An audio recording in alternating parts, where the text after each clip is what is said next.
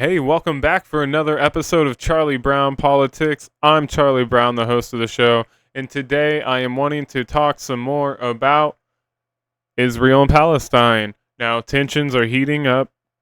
We got senators and congressmen and people using this opportunity to amp up their war pig intentions, to amp up the military industrial complex. We all know that the narrative of the Israeli and Palestine conflict is one-sided in mainstream media. They are trying to tell you that the attack on Israel was unprovoked and there was no context or story or history that led up to the moment on October 7th. But here at Charlie Brown Politics, we refute this narrative. We do not agree or accept it. I stand in solidarity with the Palestinian people. That doesn't necessarily mean I support everything Hamas does, but I can take a step back, breathe, and think about the context that went into the history before October 7th. Now, with that being said, I'm wanting to look at a few articles and a few tweets that's going to show how tensions are increasing right now, how the military-industrial complex is going to use this moment to milk more money for themselves, to put more money into a small group of elites' pockets that is not you and I. So let's get into it. We have our first article that's going to be from AP. All right. The U.S. is moving quickly to boost Israel's military. A look at what assistance it's providing. This is by Tara Kopp on October 14th, 2023. Washington AP. Within hours of the horrific attack by Hamas, the U.S. began moving warships and aircraft to the region to be ready to provide Israel with whatever it needed to respond.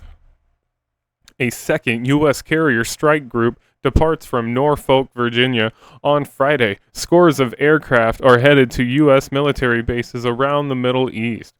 Special operations forces are now assisting Israel's military in planning and intelligence. The first shipment of additional munitions has already arrived. More is expecting soon. Defense Secretary Lloyd Austin will arrive in Israel Friday to meet with Israeli leaders to discuss what else the U.S. can provide. For now, the buildup reflects U.S. concern that the deadly fighting between Hamas and Israel could escalate into a more dangerous regional conflict. So the primary mission for those ships and warplanes is to establish a force presence that deters Hezbollah, Iran, or others from taking advantage of the situation. But the forces the U.S. sends are capable of more than that. The U.S. is providing some personal and much-needed munitions to Israel. Defense Secretary Lloyd Austin announced that a special operations cell was now assisting Israel with intelligence and planning and providing advice and consultations to the IDF on hostage recovery efforts. Those forces, however, have not been tasked with hostage rescue, which would put them on the ground fighting in the conflict. That's something the Biden administration has not approved, and White House spokesman John Kirby has said the Israelis do not want. All right, so let's talk for a second. So this is showing and talking about the amped up tensions that are going on. The U.S. is sending more weapons, more ammunitions to Israel, and keep in mind that we already send a lot of money to Israel every year. We already send them a lot of military weapons, a lot of training, a lot of time and energy already goes into Israel. So we are increasing this even more. So let's get back to it. I have a few tweets that I want to go over. All right. So this is from Senator Kate Boyd Britt. Evil exists in the world, and it has once again showed its face. Israel has an unequivocal right to remove this evil from the Israeli people's doorstep and ensure it cannot return. Here we go from Senator Ted Cruz.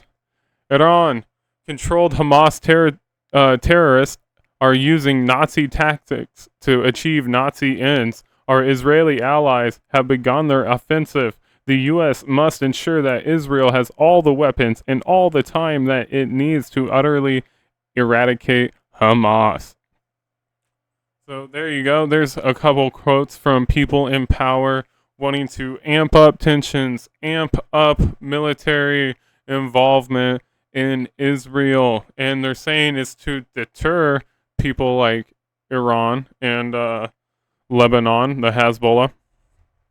But really, what does it do? It's more to tempt them to fire upon one of us, right? If one of is Hezbollah or Lebanon happens to fire upon a U.S. warship, what do you think is going to happen? Okay, it's not a good idea to be putting more military from the U.S. around this conflict zone. But let's continue. All right, this is from Ben Shapiro. Palestinians want to murder Israelis. Israelis want to protect Israelis. Why is this so complex? That's from Ben. I got a response from Jackson Hinkle. Ben, does protecting Israelis include the utter leveling of Gaza and slaughtering of Palestinian civilians while Israeli cuts them off from water, electricity, and internet?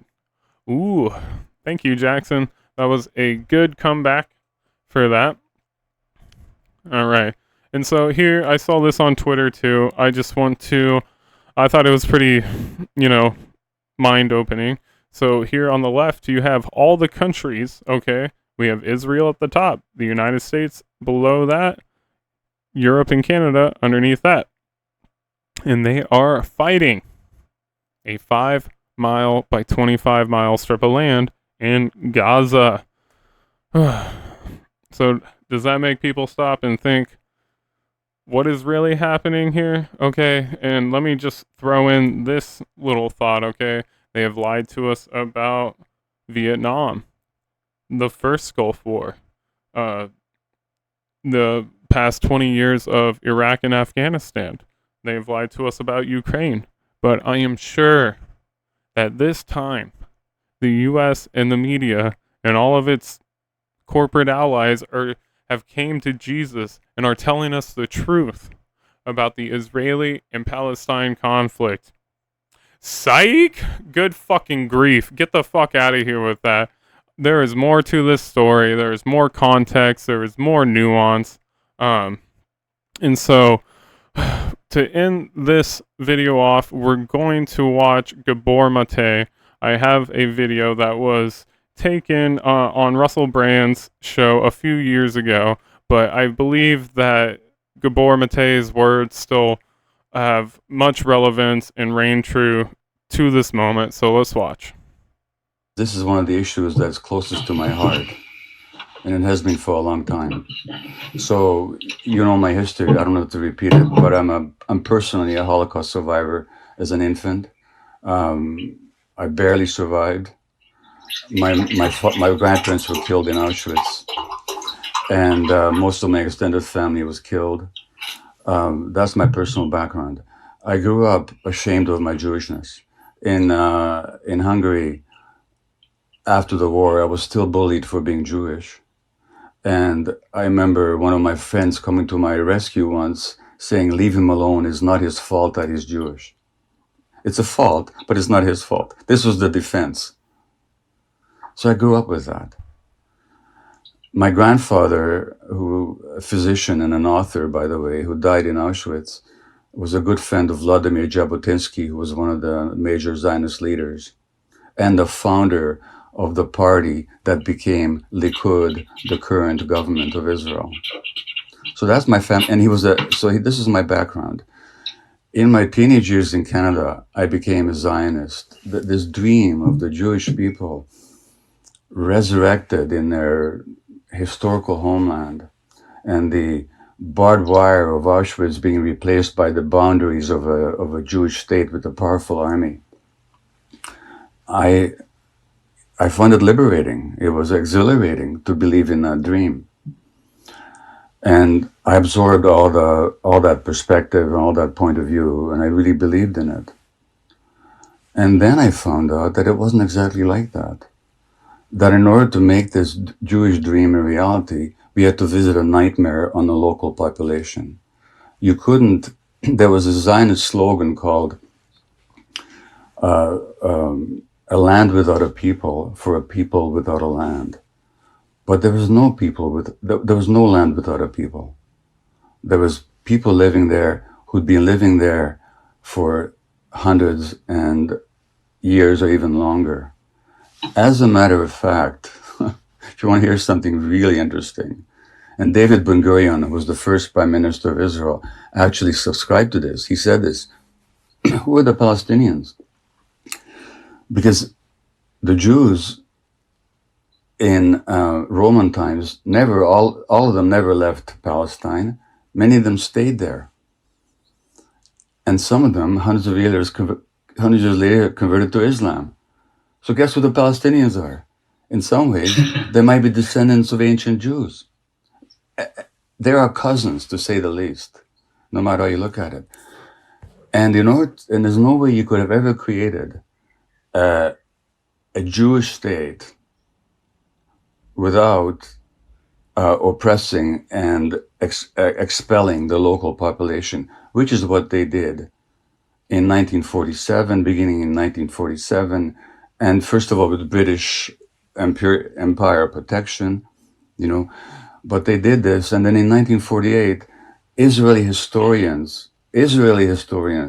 Israeli historians, have shown without a doubt that the expulsion of the Palestinians was persistent, it was pervasive, it was cruel, it was murderous, and with deliberate attempt.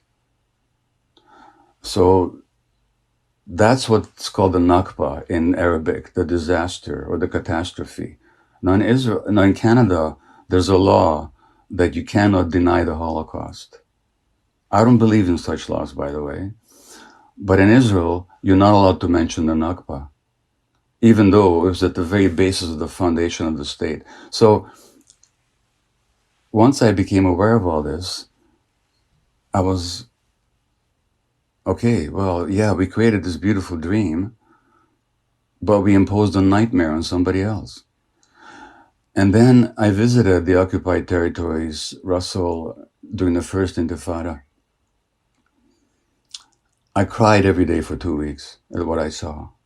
The brutality of the occupation, the petty harassment, the murderousness of it, the burning down of Palestinian or cutting down of Palestinian olive groves, the denial of water rights, the humiliations. And this went on, and it's much worse now than it was then. So this is the background. And it couldn't have been in any other way. Because again, you couldn't have created that exclusive Jewish state without oppressing or expelling the local population. It's the longest ethnic cleansing operation in the 20th and 21st centuries. It's still going on. All right, let's stop it there. That has to be the one of the best recollections and context of the Israeli-Palestinian conflict that I can find on the internet. And like Gabor Mate said, he is a survivor of the Holocaust. His family, his grandparents, both his grandparents, and a lot of his family died in the Holocaust. So, that can, for me, that gives him a platform to speak upon this. And he goes through how, when he was younger, he believed in this Zionist idea and how he thought it was, a good idea until he saw the reality of it. And so, thank God for Gabor putting this out. This video was recorded a couple years ago, and I think it needs to be put out there again and seen and heard by everybody that has some type of investment or even that has some type of interest in this conflict going on, because we all have high emotions right now. We're all very passionate about one side or the other. And so I just wanted to push back on the narrative that's going on that this is an unprovoked attack, that Israel is just defending itself against a bunch of bloodthirsty savages. It could be further from that.